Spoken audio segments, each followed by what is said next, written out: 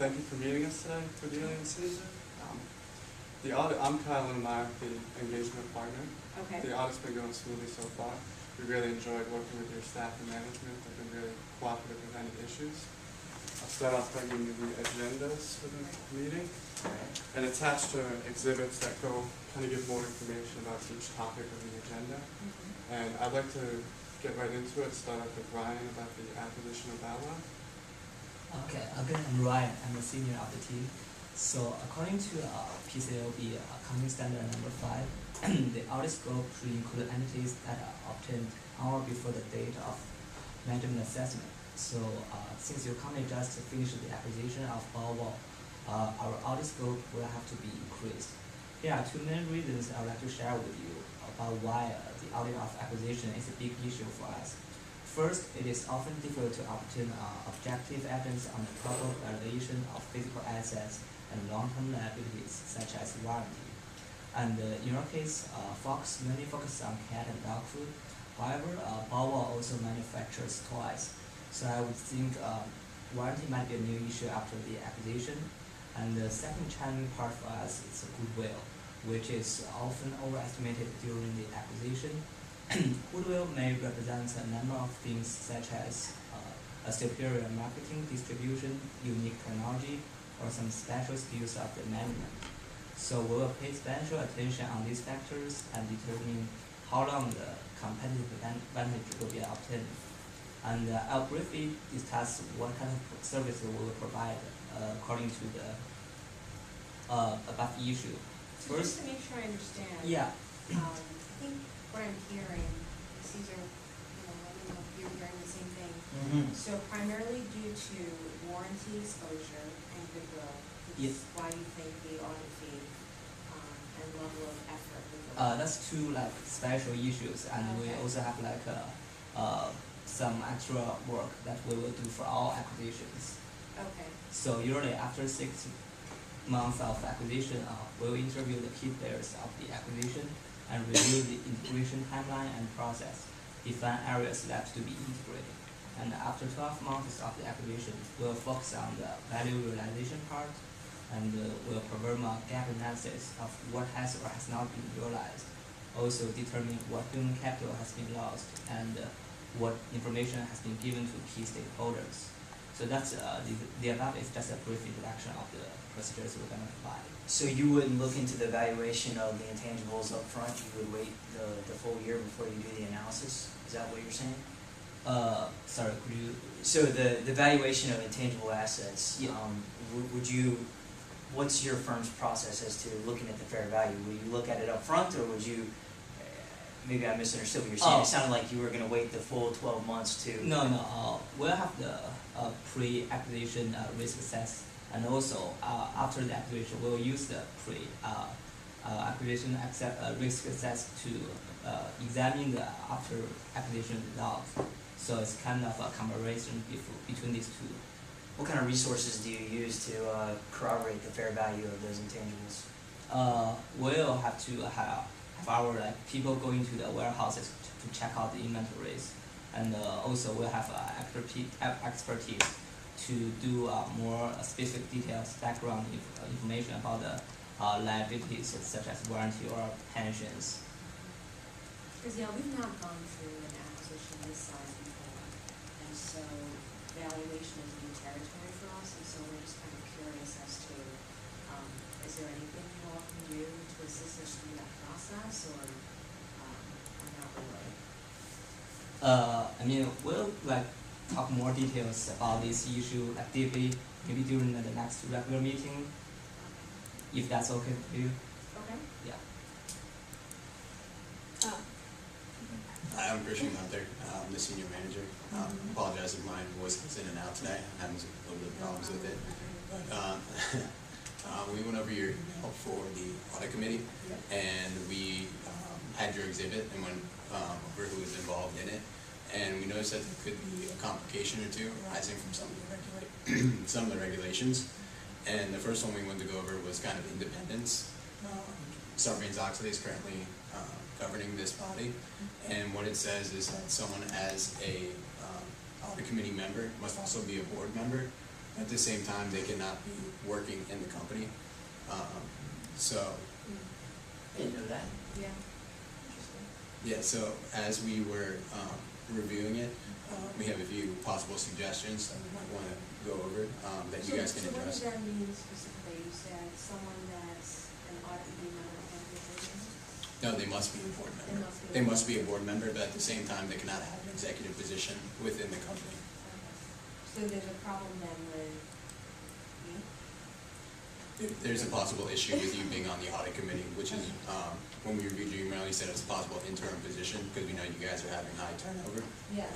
So we would, in our professional opinion, we would recommend you looking for a possible replacement. Are there any other issues with the composition of the audit committee? There could be one other possible issue with Kim Rock. Looking at there, it's a little bit of a gray area. There's no black and white, but she might not be independent based upon her position with Rock Media. It said that currently 30% of the revenues that Rock Media makes is from Fox Corporation. But there is an exception to the rule that Brittany's a little bit more familiar with.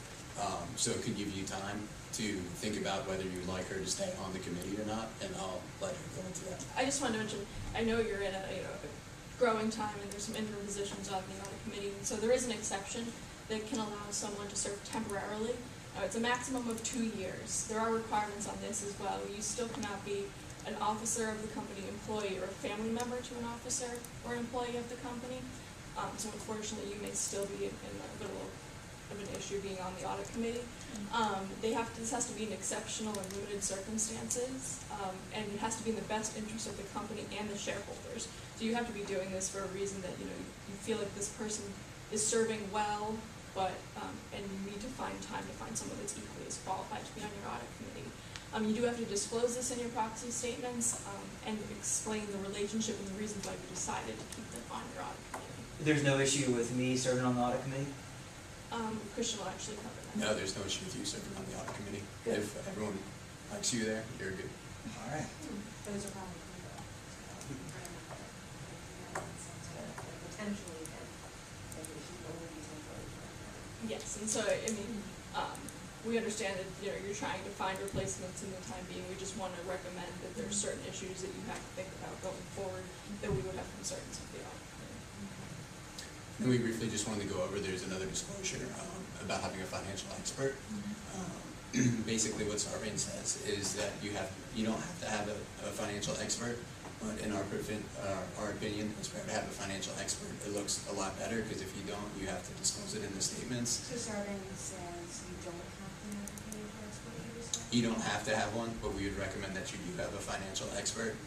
It tends to look better for investors, and people tend to ask a lot of questions when you don't have a financial expert on your audit committee. I think I'm a financial expert. I run my own business. Yeah, absolutely. I don't know how much expertise you can. I'm rolling in mansions and stuff. I'm doing pretty well. Yeah. On Exhibit B, there's actually a list of qualifications at the bottom of the page that states what a financial expert must be. Okay. I can tell you part of what I'm still curious about. So we started the conversation about the acquisition and how there's going to be an increased level of effort and so increased fees. How much are we talking about here? I'm not sure I fully understand. Go. I was gonna say, we were looking around $230,000 increase. $230,000. That's our preliminary estimate of the amount of increase. Okay, and our current fees are right now, remind me? It's $1.2 million. Okay, $230,000. Yep. So pretty much tackling warranties and goodwill and intangibles. Right, and also there's some more inventory to test in 4 more locations. What kind of hours are you talking about to the increase in hours for the acquisition? Seems kind of expensive to me. Well, just the 4 warehouses are at different places. I don't have the exact hours on my mind right now. The So amount, how but long has it typically taken you to do the audit normally? So the 1.2 million audit fee, was it? What does that equate to in hours? I have a general ballpark of, you all have been our auditors now for a while, so. Based upon the general fees and like everyone who's involved on the audit, Yeah. it usually comes out to about $200 an hour per person. Gotcha. So if we were to divide that by 1.2 million, you get a Yep. general estimate of the number of hours on engagement that we Okay. spend. Okay. And part of the additional fees with the acquisition is due to the region that you're expanding into, we have to do a little bit more broader scope to assess risks and such like that. So it's Okay. not just, you know, a little bit extra inventory, a little more goodwill, it increases the scope, so that's why the hours and the fees are much larger. Another issue that we wanted to discuss was y'all were having some concerns. You had a misstatement in your allowance for undoubtful, for the accounts receivable balance, and you know we've given you all a proposed adjustment journal entry to make. We're going to debit the bad debt expense, credit the allowance for doubtful accounts. How much? 34. It's 34,500. And that's 34,000. yes, and Do we think that's material on almost $500 million in revenues? you know, it's not immaterial. It is immaterial, and one of the things that we would like to make this adjustment, just because obviously it is a correct adjustment to make, but we feel there could be an underlying issue there. You know, obviously, talking with your people, there could have been a computer glitch, but we'd like to investigate this further. And oftentimes, when companies do acquire, you acquired Badlaw recently, and we've seen in the past that there are some issues with integration of computer systems between two companies. So we're not saying this is a problem, but we would like to investigate this further and look for some potential issues there. And going forward, it would add value to our services, and you all would feel more comfortable knowing that there are no problems. So later down the road, bigger issues don't arise. Mm-hmm. No, I definitely think it makes sense to look into the genesis or source of the Right. issue.